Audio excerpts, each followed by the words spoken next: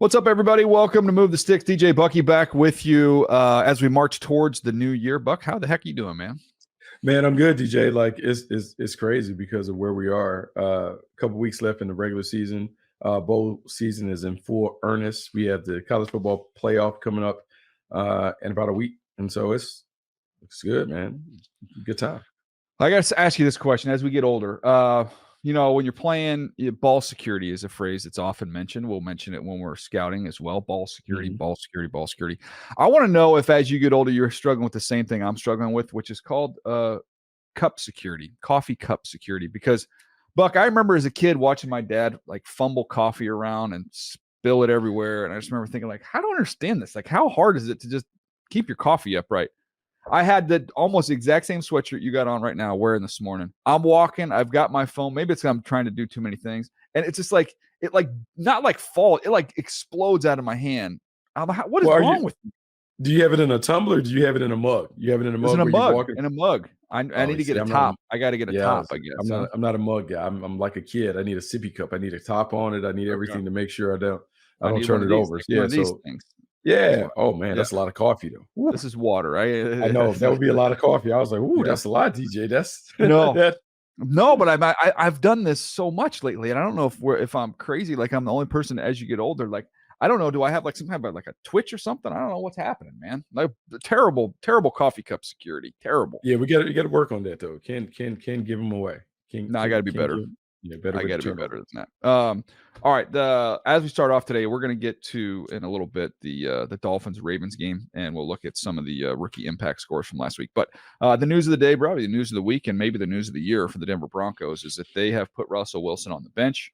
And they are going to go with Jarrett Stidham. A lot of different layers to this thing. You can look at Russ's numbers on the surface: 26 touchdowns, 8 picks. There's nothing to sneeze at. Like I think he's in the top 10 in some categories now as a quarterback. He has not been their problem, in my opinion. But because of the money commitments and because of them potentially being on the hook for like another, I think it's $37 million if he were to get hurt in these last 2 games. They didn't want to take that risk, much like the Raiders didn't want to take that risk last year with Derek Carr. Last year when that happened, Jarrett Stidham stepped in for Carr. This year, Jarrett Stidham's going to step in for Russell Wilson. I know RG3 came out, went strong on this. I saw your tweet on it.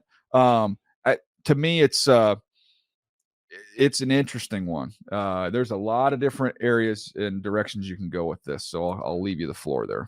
Oh, look, I don't even mind the demotion. Like I don't mind like, hey, Russ, we got to sit you down. Here's where we are with the finances.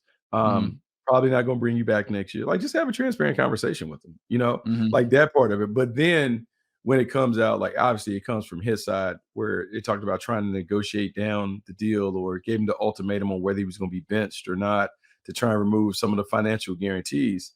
To me, that's when I was like, man, that's a lot. And then when you kind of balled him out. Yeah, I'm with you on that one.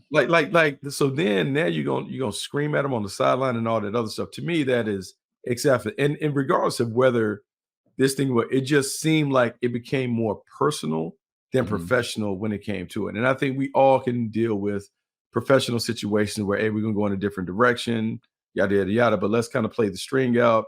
I expect you to do it. I'm gonna coach you the best that I can coach you. But at the end of the year, we're probably going to move on and go a different direction. Everyone can deal with that. But it just seemed like it was so much stuff. And now when you look back at some of those sideline outbursts, you do wonder, did the negotiation or the failed attempted negotiation, did that impact the way that Sean Payton was treating him in front of his teammates? To me, that's something that, look, Russ will be fine. But if you're another player coming in thinking about playing for the coach, like, are you okay with that? Are you okay with just kind of like maybe a little bit of the slimy nature that appeared to kind of come out of all of it? I was thinking back to, you remember when he first got hired, one of the first stories that came out was his office is gone, his nutritionist is gone, his trainer's gone, his private quarterback is gone. Basically, it was like the meme of I'm the captain now, right? Hey, this might have been your rules, your team. It's my team, my rules now, no longer. And that, to me was, again, probably all necessary things. But for that to be the first thing and then to leak it that it would get out like that. It was very much, I don't want to say it's like like a bully, but it was just kind of it sounded personal. I don't know how else you would say that. It sounded like this was a personal thing against him. He didn't like him. He didn't like the way he handled himself. And then on after that go through the year where of the list of problems with the Broncos, I wouldn't say that Russell was in the top 3 or 4 issues with that team this year. And so then to screaming and yelling at him on the sideline, which I have to go back through it. I don't remember him ever doing that to Drew Brees. Now, obviously, Drew played better for him and had great years, but you didn't treat a veteran dude that way. And then it just felt like it started personal and it felt like it kind of ended personal. But that's again, I always caution. We're on the outside. I don't know what was said. It looks like screaming at him and embarrassing him. I don't know what that conversation was. We weren't there. Yeah, no, it seemed like a lot. And I will say this. I felt like for the last 2-3 years, Russ was a descending player. Like you said it when he got traded. You said it. Yeah, it felt like he was far more of a guy who needed to play within the constraints of the offense more so than let's let him cook. Let's have more of Russ doing it. And I think he has probably come to the realization that I need to play within a structured offense, running game, play action, not necessarily a rhythm and timing based offense because that's best for his skill sets. I think he still has value if he is able to play the way that they were kind of playing with him, limit the pitch count, allow him to be more leader Russ than playmaker Russ with an occasional, hey, Russ, come get us out. Because he still had 4 game-winning drives this year. And so as much as you want to talk about it, and this is me fully acknowledging he's not danger Russ that he once was in Seattle. He still has value. Rashawn Payton and the Broncos organization and all this other stuff to kind of come out and the way they did it, like it's fine, you can move on. But I think there's just a way that you do it. Going forward, I think what would be interesting is because people have speculated, hey, this is the end of the road for Russ. He won't get a chance. And I'm like, oh, no. There are too many spots available. There's too many. There's too many chairs. You think in Atlanta, he's not better than what they've got going on. Yeah, it's too many. It's too many chairs available for Russ to be completely done. It won't be at the number that it is, and I think he'll have an opportunity to still get that money from the Broncos. Yes, so I think he'll have a chance to do what Baker Mayfield did in Tampa, where, hey, look, minimum deal, whatever it is, I just want to get the ball. I just want to be the starting quarterback somewhere. I want to see if I can rebuild it, repair it, and do those things. He'll have an opportunity to be a starting quarterback somewhere, and the Broncos are going to have to pick up the tab. One of the topics, I think it was on GMFB that one of our colleagues said on the desk was, has anybody come to Russ's defense? Like, pay attention to how quiet it is. His teammates aren't really having his back here. And I'm always a little bit skeptical on that because at the end of the day, you're responsible to you and your family, and you got to protect your own money. And to come out there against the boss and come out on him when you're still going to be in the building, it doesn't seem like a very wise career move. Especially after you saw him undress Russell the way that he did and then demoted him or whatever. So now I'm his teammate. I'm going to come out? No way. We also saw him remove a handful of other guys like Randy Gregory got up out of there. Frank Clark was also removed.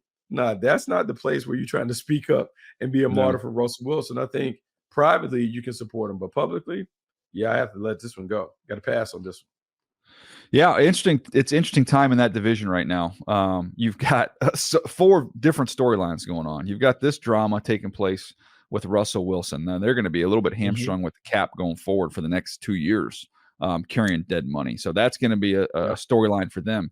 What are the Raiders going to do with Antonio Pierce? The way they're playing, are they going to keep him going forward? Like there's some balls up in the air there with the Raiders. Chargers, obviously, looking for a new head coach and a general manager. What are they going to do?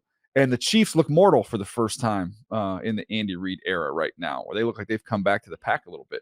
This is going to be interesting to see where this division goes with new quarterbacks and leadership in 3 of the 4 spots. Yeah, it'd be interesting. The Chiefs obviously had the inside track on being able to continue to reign supreme in that division. To me, I feel like their flaws are fixable. We can talk about the personnel, but I just think you just tell Pat, the check down is there. Just take the check down and it can be easy for us all over again. It'll look different, more methodical and workmanlike, but they can get back on track. For the other teams that you mentioned, the Raiders have to find a quarterback because if they retain Antonio Pierce, and everyone loves the Aiden O'Connell story, like good dude or whatever, but there's a difference between You have to complete passes, Buck. At some point in time, you got to be able to complete passes. Yeah, and like for them, they're kind of stuck. They need to have a quarterback that can function. Doesn't have to be a top 5 quarterback, but they need to have a top 15 quarterback that can come in there and take care of the playmakers that they have. Devontae Adams, Josh Jacobs, Jacoby Myers, even Hunter Renfrow. They have enough weapons to be able to be okay. The Chargers is interesting because it's a cultural reset. Who comes in, who gets all the juice when it comes to, hey, I'm the football czar and the head coach, or however they elect to go about it. And then the Broncos is finding a quarterback, but how are you going to find a quarterback if Jarrett Stidham isn't that quarterback? Because now you box yourself in. Russ can't be it. If Jarrett Stidham isn't going to be a veteran unless it's a cheap veteran. Yeah, if Jarrett Stidham isn't it, then who are you going to find? And you don't have a pick to necessarily put you there. I think it'd be the middle of the first round is where their first round pick will be. That's still kind of in no man's land for a young quarterback. Well, look, it was well known at the time, and they've documented it since, how much they loved Mahomes when he was in New Orleans, and they were trying to trade up into the middle of the first round, which, again, not saying there's a Mahomes in this draft, but saying Sean Payton, I think with what he's looking for, I think there will still be some options with where they're picking. I think there's a chance to be some quarterbacks in this draft, and they might not be an A+ quarterback, but somebody that fits him. Maybe more so than Russell did, and it'll be cheap. If you get one of these guys on a rookie deal. Yeah, no. What would be interesting is I don't know. Have we ever seen Sean Payton work with a young quarterback as started? Like he had Drew Brees this whole time in New Orleans. So yeah, well, then you get Jameis. I think Jameis. Did he have a crossover? Yeah, he had crossover with Jameis, didn't he? Yeah, he had Jameis. He also had Teddy Bridgewater and those things. But they were still guys who had kind of played a little bit. We never seen him take one from scratch and make him a starting quarterback and play with him. That'd be a different challenge for him, and one that would test his patience. So we'll see what it looks like. But you're right. It's a changing of the guard a little bit in the AFC West. Just seeing all these different quarterbacks and team leaders that will come into it in the offseason, it just sets up for Kansas City to kind of have a continued dominance. It's good. As Kansas City's kind of going through this, kind of trying to find themselves, period, that there's nobody knocking on the door to knock them off. So it's good. It's good timing from that standpoint if you're a Kansas City Chiefs fan. All right, we're going to take a quick break. We come back. We'll look at these rookie impact scores for the week. See if we find any new names on here, and then we'll get to the game of the week. We'll do that right after this. All right, Buck. Rookie impact scores. The top rookies from this past week: Puka Nacua, Jahmyr Gibbs, right there at the top. How about Bryce Young? One of the few times he's cracked the list here, number 3 off his best game as a pro. The new name here, Chris Rodriguez with Washington, followed by Zay Flowers and Brian Branch, a couple guys we've seen before. Chris Rodriguez, not the fastest guy, but real instinctive, hard runner, physical runner. Nice to see him pop up on the list here. I think what it tells us when we get to the draft, everybody has the potential to play a role. Doesn't matter what round you pick. Doesn't matter like how many guys you're behind. The football season is so long. It has so many twists and turns that you may find yourself having to play. So when we're evaluating these players, we always have to kind of look at them in their best light. What could they do really, really well? And how could a team maximize that? Because a lot of these guys, DJ, that can be cast off like during the process, they end up being key contributors for your team down the stretch in the middle of a playoff run. Yeah, especially the running back position. You got to have a stable to navigate through 17 games and hopefully into the postseason. You got to be able to roll more guys out there. So good one there with Rodriguez. The teams this week with the top point totals: the Lions, the Rams, the Packers, the Patriots, and the Falcons. So those are the top 5 teams in terms of the impact they got, not just performance, but also just play time. So they're playing a lot of young guys and getting their money's worth. I want to transition off of that, Buck, to this. I was talking with somebody about Sean McVay the other day and thinking of, the number of coaching openings that we might have. And I had this conversation. I said, look, if you were to put all 32 coaches in a draft and no teams had any coaches, I think Sean McVay would be the first pick. And the reason why I say that is twofold. Obviously we know about the scheme and all that, and we know about his, his leadership and his persona, all that kind of stuff. He's got all that stuff. Communication, excellent. But I was thinking the 2 underrated aspects of being a head coach is being able to develop your players and develop your coaches. Like, I think sometimes we talk about one and forget about the other, but like, man, if you're helping your coaches grow and become better coaches, that's an ace in the hole, man, as a head coach. It is an ace in the hole, because what happens is the head coach's job is to set the vision, to clearly express and articulate what he wants from the team, how he wants it to look, how he wants it to play, to articulate to the coaches how he wants his guys to learn and what he wants them to learn, and then to hold everybody kind of in that alignment. Mhm. Hey, you're an assistant coach. You make sure that it looks this way, but here's how I want it to look. Sean McVay has shown the ability to take mid-level to late round picks and undrafted free agents to develop them to get them ready to play, while also taking a revolving, ever-changing cast of coaches and Mhm. showing them how to play as well. He has done a really good job of, I would say, continuing the success that the Rams had at the beginning of his term, had a dip, and then they bounced right back, and here they are again, nearing a playoff berth, and they make the postseason. You talk about a launch pad for continued growth and success. That's exactly, because I would say they're a year too soon, year too I, early. well, and this is the thing on the coaching side of it. Okay, I think people don't think about it this way. Okay, you're a victim of your success, right? You have success. Guess what? Your coordinators are gone. They're getting head Mhm. jobs. They're getting better opportunities elsewhere. They've had a lot of attrition underneath him. Coaches scattered all over the league, and he just finds a way to find not only identify some other guys to bring into the mix, but I think he has his his scheme, his philosophy, his way of teaching. But then I think he develops these coaches to make them not only help their current team, but it's great for them as well. Everybody benefits because then they're going to get opportunities to go get jobs elsewhere. Yeah, he just does a really good job of putting it together, of laying the plan, setting the foundation, making sure everyone knows exactly what they're expected to do, and then they do it.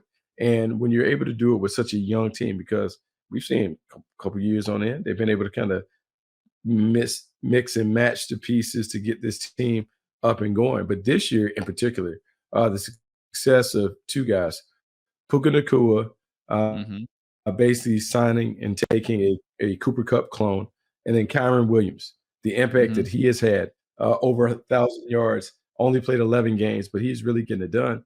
Uh, just McVay's ability to take both of those guys as centerpieces of this offense to showcase them to get the success, that we're accustomed to seeing the Rams have when he's been in charge.